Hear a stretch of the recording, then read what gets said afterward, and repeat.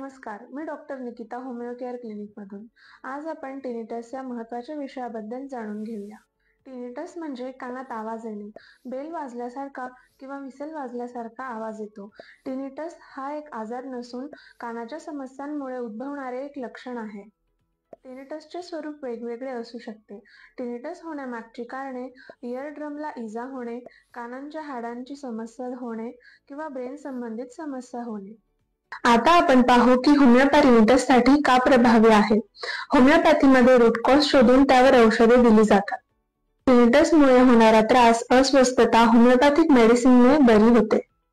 आता आपण टिनिटससाठी उपयुक्त अशा होमिओपॅथिक मेडिसिन्स पाहू.